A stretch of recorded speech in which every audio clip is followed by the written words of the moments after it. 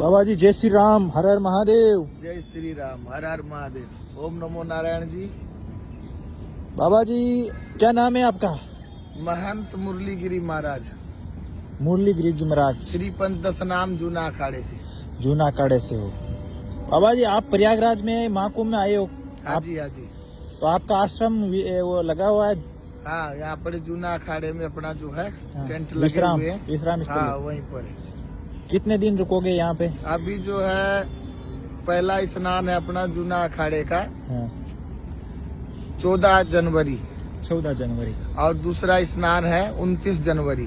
29 जनवरी। तीसरा स्नान है 3 फरवरी। उसके बाद यहाँ से काशी के लिए प्रस्थान करेंगे आप सब पूरा अखाड़ा। तो कितने बाबा आ जाएंगे इस महाकुंभ के अंदर? कितने अब इसका तो कहना मुश्किल है।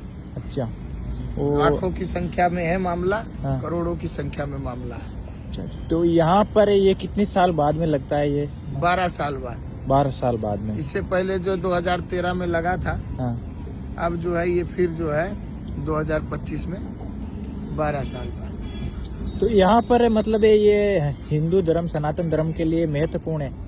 बहुत बड़ा महत्वपूर्ण है। हाँ, अपना जो है समुद्र मंथन के समय जो है हाँ, अंतिम जो है कलश को लेकर के जो धन्वंतरी भगवान प्रकट हुए थे, जी, तो धन्वंतरी भगवान जब प्रकट हुए उसी से जो है जब लेकर के जो है दैत्य उसको कलश को गए, हाँ, तो भगवान देवता उनके पीछे पीछे जा रहे थे। जी, तो ये छल की बूंदे, छल की बूंदे, ये बूंद उसमें से कलश में से हाँ, छल की। अब छल की जैसे प्रयागराज में छल की, तो यहाँ पे कुंभ भरने लगा। अच्छा जी, नासिक में भर के छल की, तो वहाँ भी कुंभ भरने लगा। वही 12 साल का मैटर है सारा। जी, उसके बाद जो है उज्जैन का भी कुंभ होता, वहाँ भी एक बूंद गिरा था। हाँ। हरिद्वार में भी बूंद गिरी है। तो हाँ, कितनी ऐसा। बूंद गिरी थी? 4 बूंद। एक ही बूंद तो 4 बूंद, कुछ तो छलका ही है। मतलब कि अब ये नहीं कहा जाए, शास्त्र पढ़ेंगे तो आपको पूरा निर्णय मालूम होगा। अच्छा जी। एक बूंद छलकी, ऐसा बोलते हैं। तो यहाँ पर अभी नहाने का मतलब है फायदा? हाँ, तो इसका अनंत गुणा फल है। अच्छा, यानी आप माघ स्नान करो, कितने माघ स्नान करो, सब माघ स्नान फल कर। हम लोग जो है यहाँ पे पूरा माघ मेला लगते हैं, पूरा ये प्रयागराज में माघ चलता है। तो माघ मेले में जो है स्नान फल बहुत बड़ा पुण्य माना जाता है। ठीक है। और न जाने कितने माघ मेलों का जाने जन्म जन्मांतर के पुण्य जो है उदय होते हैं। हाँ। तब यहाँ पर जो कुंभ का स्नान करने का एक जो है डुबकी या आचमन करने का जो है उसको मौका मिल पाता है, ऐसा है। और ये महाकुंभ है, इसमें साधु महात्मा, बड़े बड़े ज्ञानी महात्मा जो कहते हैं एक बार इसमें दिखते हैं 12 साल में एक बार। दूर से कंदराओं में से, जंगलों में से, जी, पहाड़ में जब साधु जो है भजन करता है बैठ करके। जी, अभी ऐसे ऐसे साधु हमारे यहाँ जूना अखाड़े में आए हुए हैं, हाँ, जो कि श्रीखंड कैलाश, मणि महेश कैलाश, मानसरोवर कैलाश, आदि कैलाश, जी, किन्नर कैलाश, ये सब बैठ कर भजन करते हैं कंदराओं में। अच्छा, तो वहाँ पर वो भजन करते कोई नहीं होता। जी, तो ऐसे जगह स्थान पे भजन करते अकेले ही साधु, जी, वो सब साधु मिल करके आए हुए, अच्छा जी, जंगलों में, पहाड़ों में। देखो हम पहले भी आपको बोल चुका हूँ इस बात का, लेकिन अभी ये कुछ अलग बात निकली है। हाँ जी, यानी हमारे मुंह से अलग कुछ ना कुछ अलग सुनने को मिलेगा। जी, पहले आपको बताया मैंने, लेकिन उससे कुछ हट के ये बात आपको निकल के आई है जी, कि पहले जो बात बताई वो अलग थी, ये अलग है। कारण ये है कि मतलब संतों की महिमा अपार है। अपार, हाँ, गंगा जी की महिमा, तीर्थ की, ये प्रयागराज है, तीर्थों के राजा है। जी, तो तीर्थों के राजा, तीर्थों में जाने से पुण्य मिलता है, लेकिन ये तीर्थों के राजा है साक्षात। साक्षात, हाँ, तो यहाँ तो बहुत बड़ा पुण्य माना जाएगा। अच्छा, फिर इसका अक्षय पुण्य होता है। जी, यानी एक बार एक डुबकी लगा ले, आचमन कर ले पर्व के समय। जी, मकर संक्रांति आ रहा है, मौनी अमावस्या आ रहा है, बसंत पंचमी के मुख्य स्नान होंगे, तो इसमें आचमन कर ले, नहा ले। अभी जो समय चल रहा बड़ा सुंदर पावन काल चल रहा है, 3 महीने का समय पूरा कुंभ का।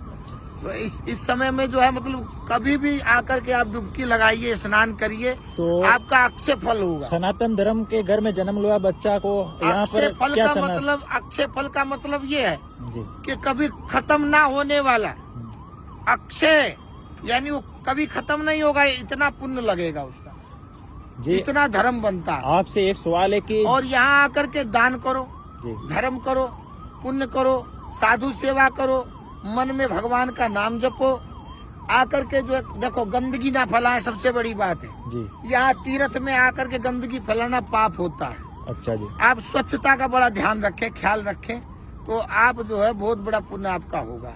यदि आप यहाँ के गंदगी करते हैं और छेड़खानी करते हैं, किसी के साथ में दुर्व्यवहार करते हैं, तो समझो आपका सब पाप कर्म हो गया। अच्छा जी। पाप कर्म हो गया, आपको जो नरक में जाना ही पड़ेगा, सबसे बड़ा गलत है। तो इसलिए अच्छा काम करो, तीर्थ में कहीं भी जाओ, कोई भी तीर्थ में जाओ तो भजन करो, साबुन लगा के गंगा में नहाओ, स्वच्छ रखो, निर्मल। क्यों? गंगा जल पिया जाता है जी।